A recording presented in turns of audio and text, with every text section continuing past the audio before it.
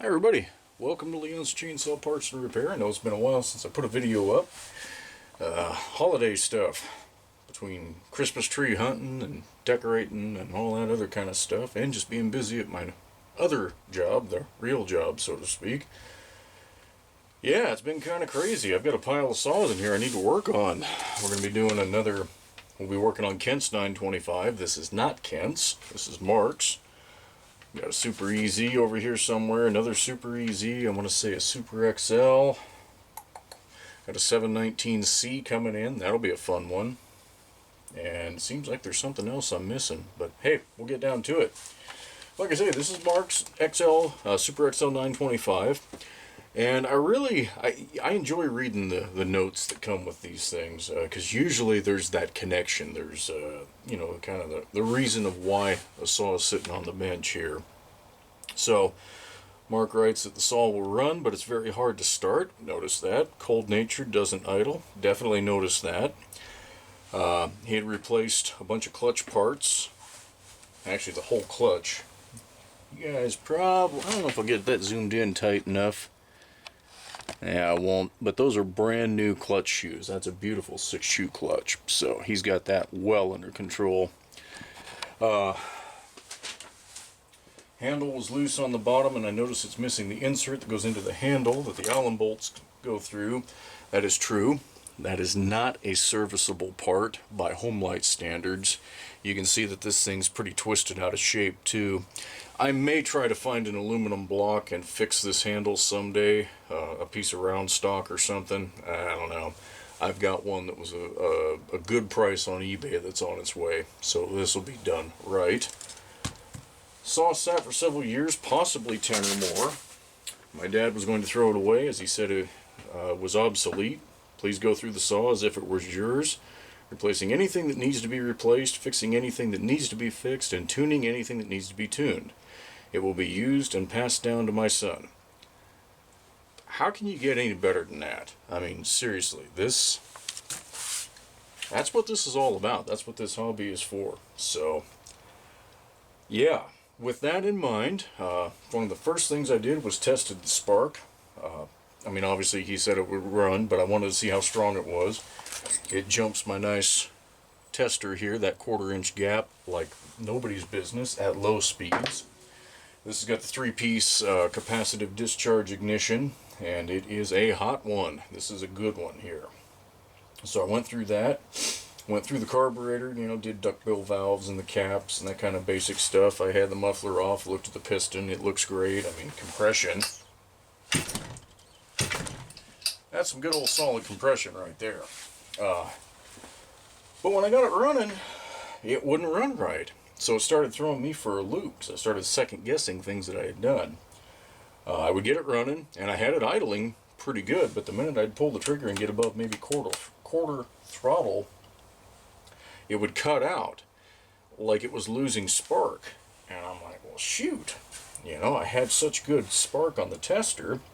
I went ahead and went back in and pulled the flywheel, put some fresh silicone on the pickup coil that's underneath the flywheel. Those 3 screws from the factory were silicone. The wire leads were siliconed. So I got all that taken care of, checked all the leads with an ohm meter, made sure they weren't grounded out, put it back in, doing the same damn thing. So I went back through the carburetor. This is the carb from Kent's that I've got on the bench here, Kent's 925. This has a, where's my pointer tool? Guess I don't have to work. It has a governor. So these things were famous for being tuned too tight and getting too many revs and burning up. So this is a governor, and basically it's a spring-loaded ball in here, and there's a fuel passage and a crankcase pulse passage. And when the engine gets to a high enough RPM, it's pushing that ball up, as I understand the drawings, pushes that ball up, fuel flows. So inside your metering area, there's a fixed jet in there. So you can only tune this thing so tight. Most of these are run with this high screw almost completely closed. In fact, if you have to open it more than half of a turn, that's odd for one of these carburetors, because the saw ought to be running rich as hell. Anyway, I went through and double checked the governor. I even replaced the main nozzle just to be on the safe side. Same damn thing. And it's actually really started to annoy me thoroughly last night when I was working on it. And I remembered that the spark plug that was in it was complete. It was an J19LM, completely the wrong plug, wrong heat range, too big. So I'd put a fresh Champion in. I thought, man, what are the odds? So I pulled down another one, and yeah, that cleared it up. So this hasn't been started since last night. Let's see how she sounds.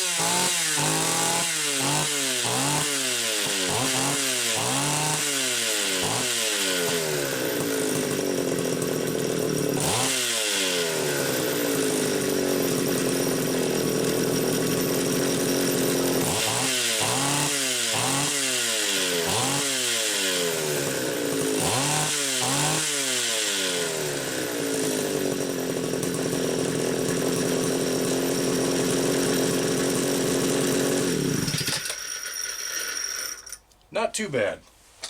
I need to get the air filter mount in here.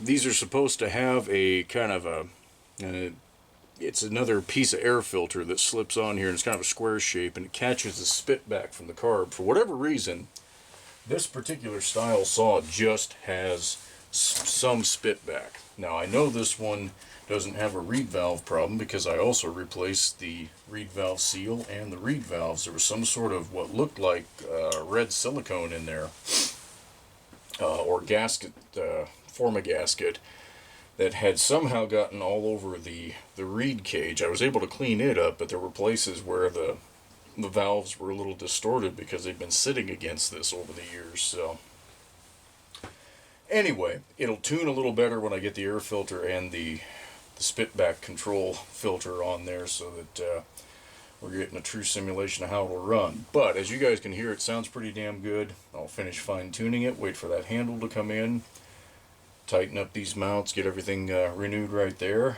So anyway, it's not quite done, Mark, but it's a whole lot closer than it was.